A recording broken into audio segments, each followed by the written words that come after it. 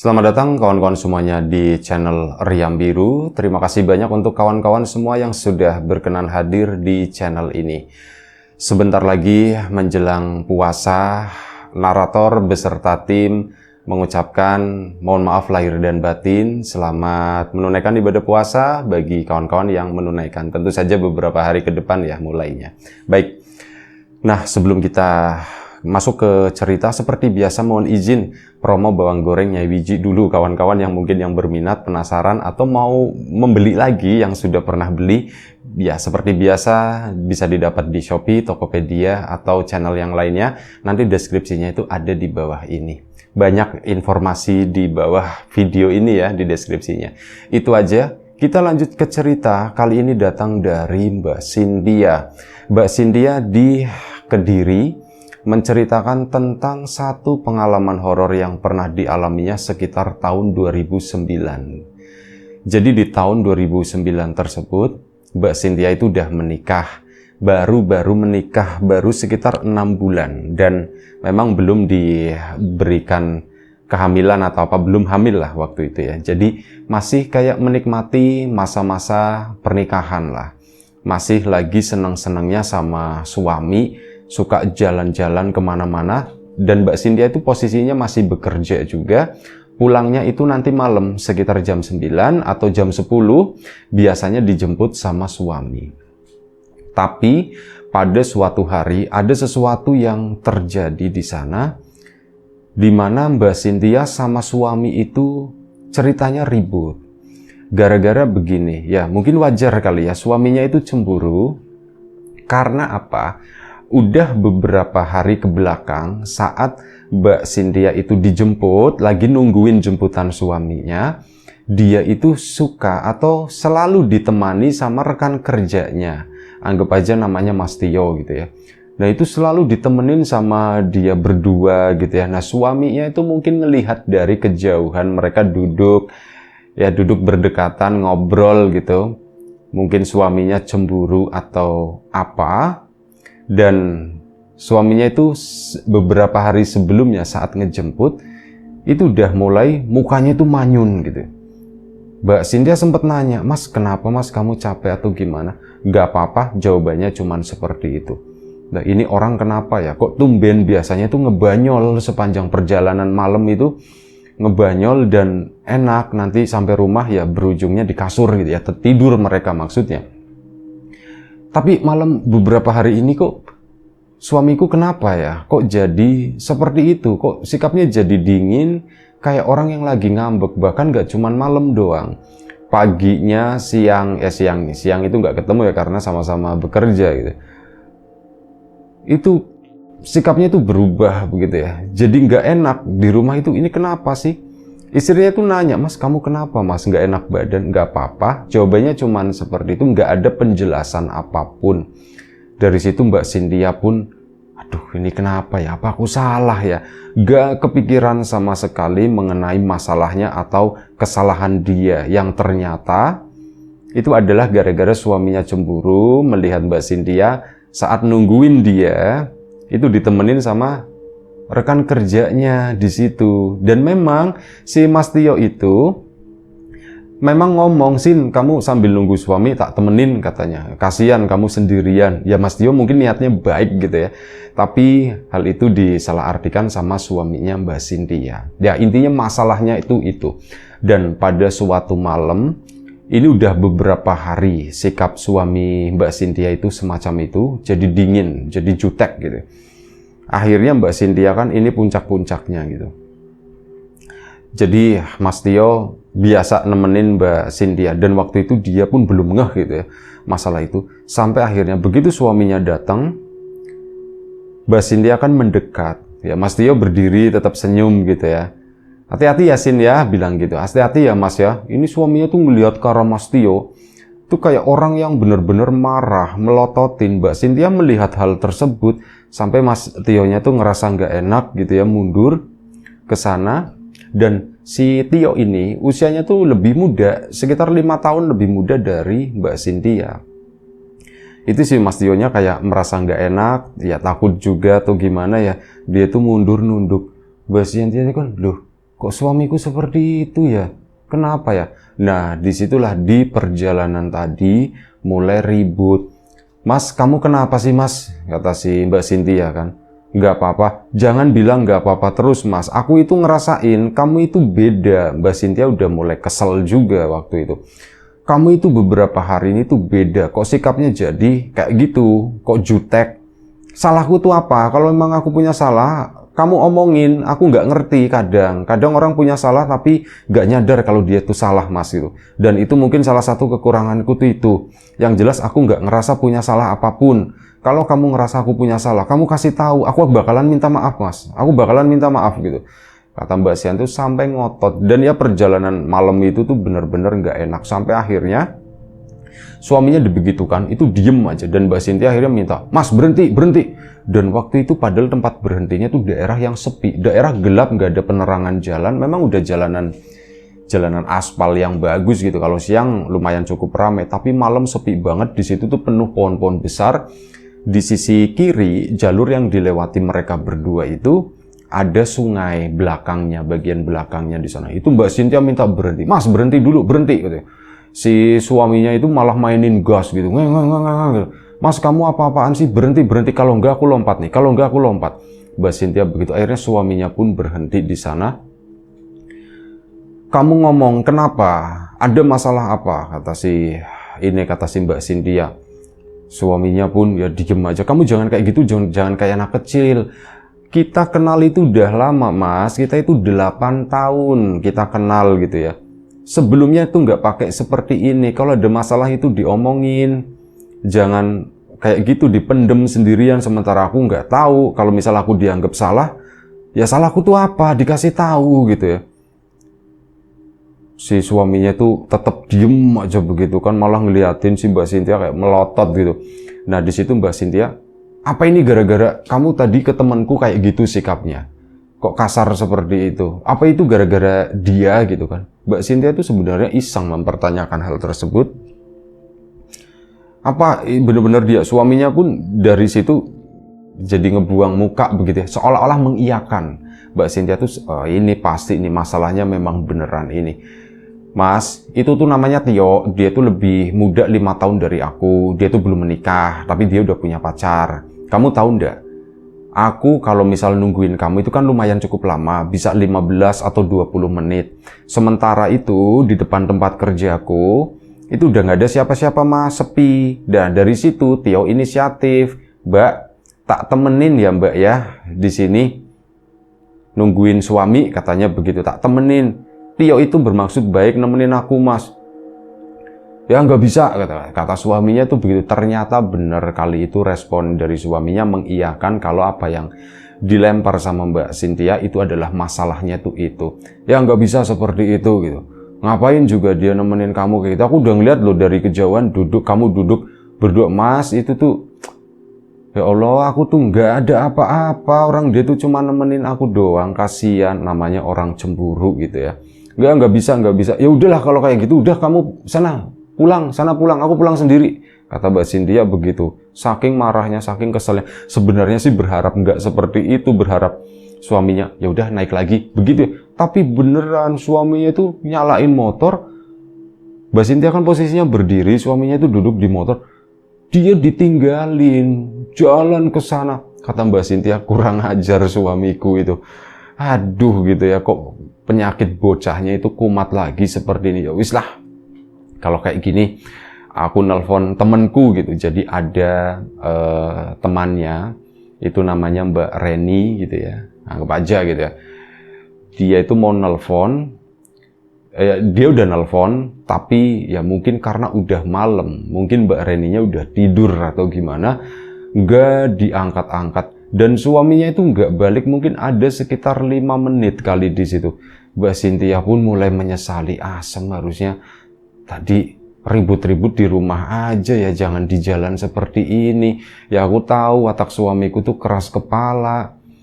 Aduh, aku sendiri yang repot, pikirnya si Mbak Cynthia. Lah, aku jalan aja deh ke sana, barangkali nanti ada tukang ojek atau apa gitu. Mbak Cynthia pun jalan menyusuri jalanan yang gelap tadi. Suaminya itu udah nggak kelihatan, itu kan jalan lurus, mungkin sekitar 100 meter ke depan lurus, nanti belok kanan, Udah nggak kelihatan sama sekali. Nggak ada satu orang pun di situ. Sampai akhirnya Mbak Cynthia ngerasa capek. Istirahat dulu deh gitu kan. Duduklah Mbak Cynthia di trotoar di samping pohon besar di sana. Tiba-tiba nggak lama setelah itu, paling sekitar 1 atau 2 menit duduk di tempat tersebut, ada sesuatu yang lewat. Ada sebuah gerobak itu ditarik oleh kayak semacam kuda, tapi kuda yang masih muda, ya seukuran keledai begitulah. Gerobaknya memang pendek ceper, dan ini yang narik di kudanya itu kecil banget, kasihan gitu buat narik. Tapi ya dilihat dari ininya, gerobaknya memang nggak terlalu besar. Itu lewat letak. Itu apaan sih? Karena ketutupan pohon ya. Pas ngelongok begini, ternyata itu sebuah gerobak atau ya kayak semacam pedati begitu ya. Cuman ukurannya tuh kecil, dan yang naik di sana kusirnya itu adalah seorang perempuan dengan badan kecil juga. Mohon maaf, kayak ini ya, kayak orang cebol seperti itu. Yang badannya kecil, rambutnya itu diikat 2 begini kanan kiri, pakai bajunya yang nggak tahu itu baju apaan. Ini duduk dengan manisnya di atas pedati tersebut. Si Mbak Cynthia juga sebenarnya sempat ketawa, lucu gitu ya, imut, gemes gitu. Kok ini kudanya kecil, gerobaknya kecil, yang naik juga kecil. Tiba-tiba gerobak tersebut itu berhenti, anggap aja pedati begitu ya. Pedati itu berhenti di depan Mbak Cynthia. Nah, si perempuan tadi, "Mbak, mau ikut Mbak?" Ditanya begitu dengan suaranya yang melengking, suaranya tuh kecil gitu. "Mbak, mau ikut Mbak?" Emang mau kemana Mbak?" katanya. "Saya mau ke depan sana." Mbaknya daripada malam-malam nungguin di situ kasihan sendirian. "Yuk Mbak, ikut sini Mbak, ikut saya aja," katanya begitu. "Gratis," kata si itu ya. Dan sepertinya perempuan tadi pun menyenangkan gitu. Akhirnya Mbak Cynthia pun, "Tapi ndak apa-apa Mbak," gitu. "Ya ndak apa-apa. Situ duduk di belakang, tapi ya memang agak kotor," kata si itu ya. Baik. Maaf ya Mbak ya, jadi merepotkan." Mbak Cynthia pun manggilnya Mbak. "Ndak apa-apa, aku seneng ada temannya." Naiklah si Mbak Cynthia duduk di situ. Duduk gerobaknya juga kecil, itu kayak udah maksimal buat duduk Mbak Cynthia. Naik ke sana, "Aku jalan ya Mbak ya," kata si perempuan kusir tadi ya. Jalanlah gerobak tersebut. Dan ini ada sesuatu yang aneh yang pertama yang dirasakan oleh Mbak Cynthia. Begitu gerobak itu jalan, rasa-rasanya angin itu kenceng banget dan dingin. Sebelumnya itu angin seolah-olah berhenti, dan hawa itu memang agak sedikit ya dingin tapi berhenti gitu ya. Agak sedikit pengap juga. Ini begitu naik ke arah situ, rasa-rasanya kok kayak orang ngebut, tapi enggak ngebut. Mbak Cynthia itu masih bisa melihat ya jalannya itu normalnya kuda kecil larinya juga bukan lari yang ngebut itu seberapa sih, paling 10-20 km per jam gitu. Tapi ini tuh anginnya tuh kenceng sampai rambutnya Mbak Cynthia itu kayak ikut ke bawah terbang dan dingin banget waktu itu. Mbak Cynthia pun ngajak ngobrol. "Mbak, malam ini anginnya kenceng ya Mbak ya?" "Iya, anginnya kenceng," kayak sambil ketawa dan seneng. "Tapi enak Mbak, kayak gini Mbak, anginnya kenceng jadi adem," kata situ. Lucu juga gitu ya, si anak kecil, bukan anak kecil lah, perempuan dewasa cuman badannya tuh kecil. Ini lucu gitu, cara ngomongnya dan sebagainya itu lucu. Mbak Cynthia pun lumayan cukup menghibur, pikir dia, lumayan lah sampai sini gitu. Dan akhirnya Mbak Cynthia tuh punya ide. Mbaknya itu mau kemana sebenarnya? Dari mana mau kemana? "Oh, saya itu dari sana Mbak, jauh Mbak, dari utara gitu, dari jauh. Terus aku mau ke selatan," kata si mbaknya. "Oh, mau ke selatan Mbak. Mbak, misalkan anterin saya pulang ke rumah gimana Mbak?" "Loh, ngapain pulang ke rumah?" kata si mbaknya. "Ya, saya mau pulang ke rumah Mbak," gitu. "Oh, mau pulang ke rumah? Ya sudah, nanti tak anterin pulang ke rumah." "Mau Mbak?" katanya. "Iya, saya mau, tak anterin. Saya itu orang baik Mbak." Itu kayak mendeklarasikan gitu. "Saya itu orang baik Mbak. Mbak mau minta antar rumah ya tak anterin ke rumah. Terus, dan yang penting apa Mbak? Gratis," kata si itu. "Gratis." "Oh iya, makasih. Tapi itu tadi, selama berada di gerobak tersebut, Mbak Cynthia itu baru nyadar, loh kok kita, nah angin kali itu mulai mereda. Angin itu udah kembali normal ya, cuman silir-silir gitu loh. Tapi Mbak Cynthia itu nyadar, kok lewat jalurnya itu beda dengan yang Mbak Cynthia kenal gitu. Biasanya kan kalau misal dijemput sama suaminya dan Mbak Cynthia tahu banget jalurnya tuh seperti apa jalanannya. Ini kok beda? Nanya dong Mbak, kita itu lewat mana ya Mbak ya? Kita lewat jalan pintas katanya. Saya mau pulang dulu ke rumah, terus abis itu lanjut perjalanan lagi, nganter mbaknya pulang ke rumah ke sana. Oh begitu Mbak, iya sebentar ya katanya. Iya Mbak, iya Mbak. Aduh, pakai mampir segala gitu ya. Aku mikirnya ini kan udah malam, mending dah apa-apa deh tak bayar tapi nggak usah mampir. Terus akhirnya kan ngomong lagi, Mbak, kalau misal anterin saya langsung aja ke rumah, mau nggak Mbak? Tak bayar juga nggak apa-apa deh katanya. Buat ngasih makan kudanya. Sembarangan kata si mbak-mbaknya itu. Sembarangan, ndak perlu, saya tuh ndak suka dibayar, kata si perempuan tadi. Saya ndak suka dibayar, udah ndak apa-apa.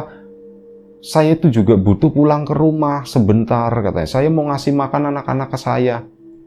Bilangnya seperti itu. Akhirnya sudah, oh punya anak juga.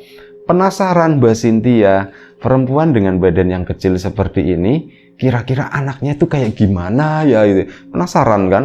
Ada diikutin aja, cuman apa perjalanannya itu tadi. Mbak kok lama ya Mbak ya? Iya memang rumah saya jauh Mbak, tapi ndak apa-apa, nanti pulang ke rumah mbaknya itu bakalan cepat kok, tenang aja kata situ. Nanti kudanya tak suruh ngebut gitu. Singkat cerita, ini yang jalanan yang dilewatin itu jalanan pedesaan gitu ya. Jalannya itu masih kasar, Mbak Cynthia tuh ngelihat ke arah bawah sana. Jalanan tanah tapi nggak terlalu terasa di gerobak tersebut.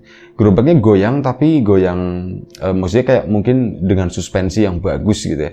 Itu nggak terlalu kerasa, tapi pas ngeliat tanahnya ya kayak gitu. Nah di bawah gerobak tadi itu memang ada lampunya. Jadi Mbak Cynthia itu bisa ngelihat ke arah bawah di sekitaran situ tuh kayak diterangi lah sama lampu tersebut. Singkat cerita menembus kampung tersebut yang Mbak Cynthia itu benar-benar nggak ngerti ini aku di mana gitu, udah pasrah aja lah gitu. Akhirnya tiba di depan sebuah rumah gubuk, cuman aneh rumahnya. Rumah itu kecil tapi tinggi banget, tingginya itu mungkin ada 5 meter. Rumahnya kecil, tingginya itu yang kayak mirip gudang kayak gitu. Itu 5 atau 6 meter lah setinggi itu. Rumahnya gubuk. Kok tinggi banget kayak gini? Mbak Cynthia pun tetap berada di gerobak sana. Mbak sebentar ya Mbak ya, saya turun dulu. Akhirnya apa? Si mbak-mbak yang kerdil tadi, yang kecil itu turun ke samping, ngambil sesuatu di bawah gerobak sana. Diambil sesuatu itu dibawa. Pikirnya Mbak Cynthia waktu itu yang dibawa itu adalah kayak kelapa, semacam jadi bulat-bulat begitu ya, ada 4 atau 5 itu mirip kayak kelapa. Tapi diperhatikan setelah kesana kan udah nggak jelas ya, nggak terkena cahaya karena gubuknya itu juga gelap.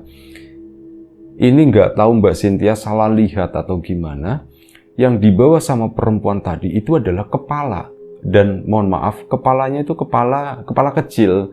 Jadi kayak kepalanya anak kecil, bukan kepala orang dewasa gitu.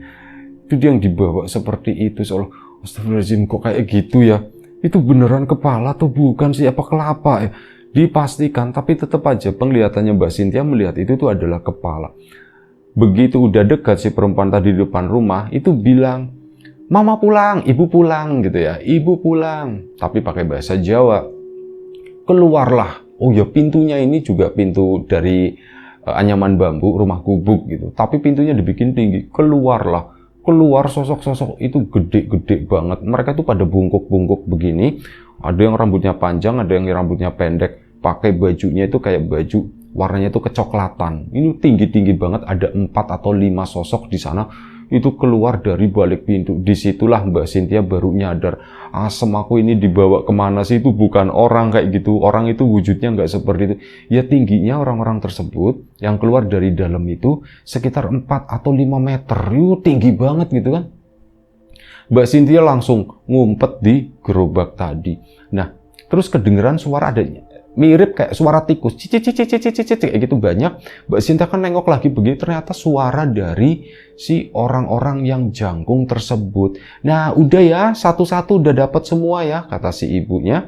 Dan akhirnya apa? Ibu mau pergi dulu, mau nganterin orang, katanya begitu. Oh ya, bahasanya itu mau nganterin menungso, jadi mau mengantarkan manusia. Di situ pun Mbak Cynthia menyadari, tumben aku disebut manusia gitu. Biasanya kan disebutnya orang gitu. Mereka itu siapa sebenarnya? Yakin itu tuh bukan orang, itu bukan orang. Udah aku diem aja di sini, aku diem. Akhirnya di situ, hei Mbak, ngapain ngumpet? Kata, itu anak-anak saya. Anak-anak saya cepat gede ya Mbak ya. Mbak Cynthia nggak nengok, nggak apa, cuman bilang iya.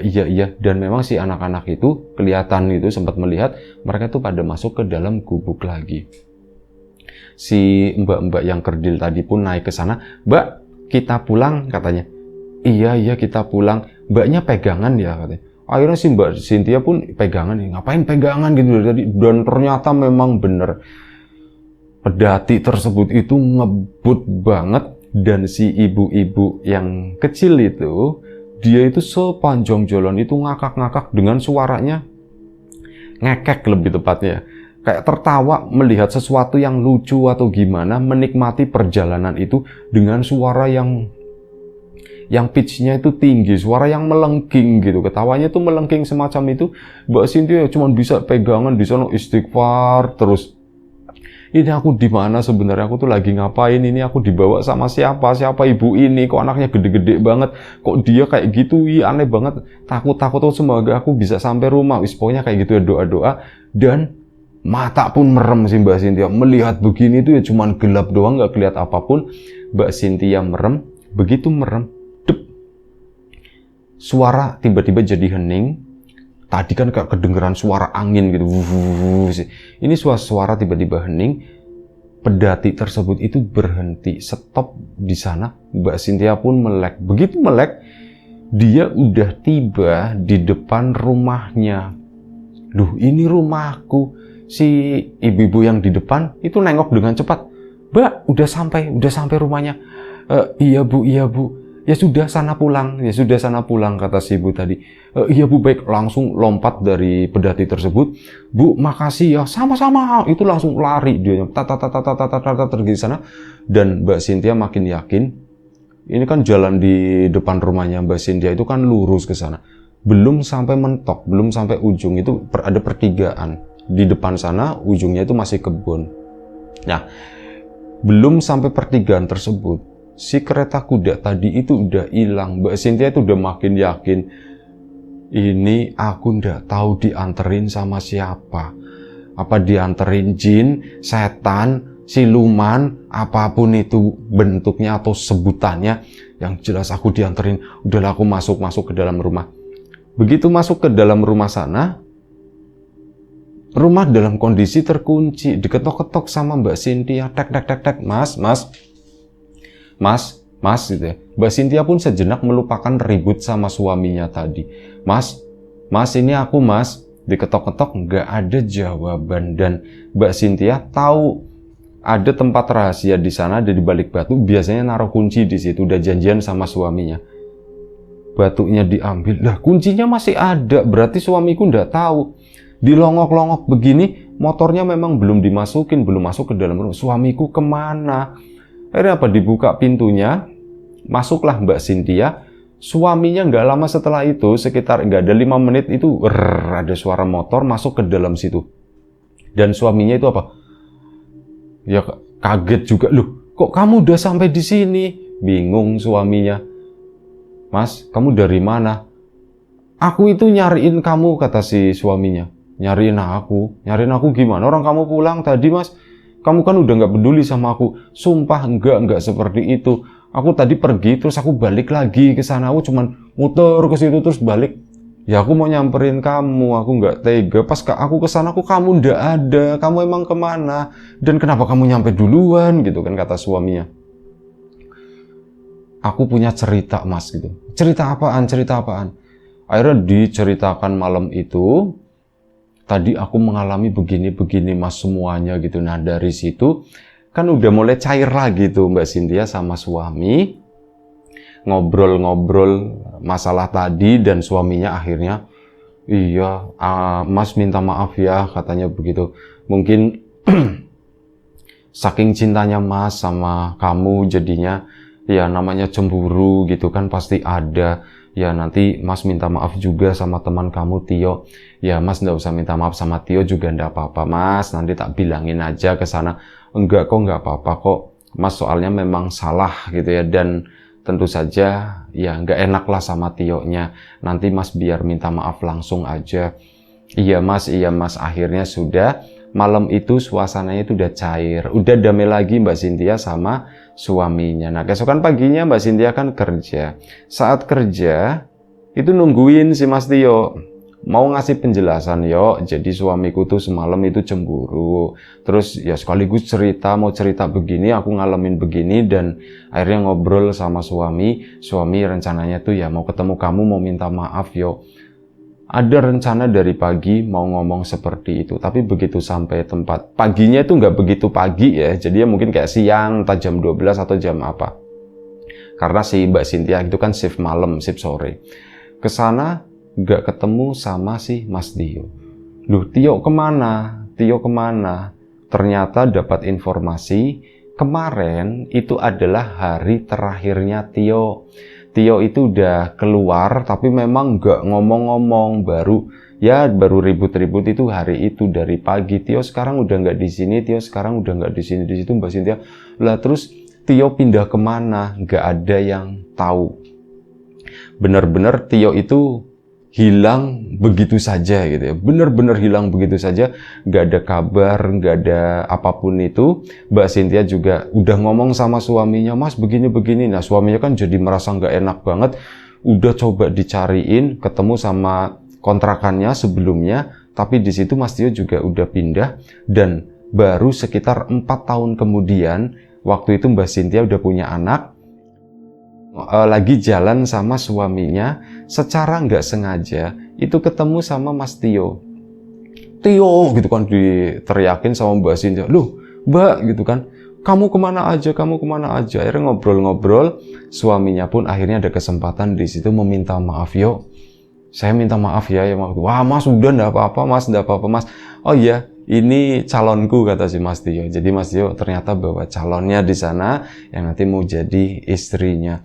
Dari situ akhirnya ketemu lagi, maaf pun diterima sama Mas Tio, sampai Mas Tio akhirnya menikah. Mbak Cynthia dan suami beserta anak pun akhirnya menghadiri pernikahannya Mas Tio ke sana. Ya pernikahan yang sederhana, tapi itu tadi serasa hidup menurut Mbak Cynthia gitu. Mas ini nikahnya Tio sederhana banget, tapi nggak tahu, aku merasa nyaman, aku merasa hangat di sini kata situ. Iya sama Mas juga sama. Ya Tio ini orang baik kata suaminya itu begitu. Tio itu orang baik, dia itu nggak punya sesuatu yang ya rencana-rencana apa ke orang lain gitu. Orangnya ini tulus kata suaminya begitu. Ya seseorang yang dulu dibenci sama suaminya sekarang jadi suaminya itu sangat respect, sangat hormat ke Mas Tio meskipun usianya jauh lebih muda. Itu aja satu cerita dari Mbak Cynthia. Terima kasih banyak. Kawan-kawan di rumah juga terima kasih banyak atas support dan dukungannya apapun itu. Kawan-kawan subscriber, kawan-kawan membership, kawan-kawan yang udah kasih support dalam bentuk super thanks ke Riam Biru. Takutnya kecelitut lagi. Kawan-kawan yang udah ngasih like, udah nge-share ke yang lainnya juga, yang udah ninggalin komentar, terima kasih banyak. Kawan-kawan yang sudah memesan bawang gorengnya Widget, tentu saja terima kasih banyak. Sesuatu yang sederhana tapi sangat berharga buat kami. Doa terbaik dari kami untuk kawan-kawan semua, semoga selalu diberi kemudahan dalam hal apapun, termasuk kemudahan dalam hal rezeki. Yang sakit segera diberi kesembuhan, yang sehat tetap dijaga kesehatan. Sampai jumpa di episode selanjutnya Riam Biru. Jaga kesehatan kawan-kawan semuanya. Assalamualaikum warahmatullahi wabarakatuh.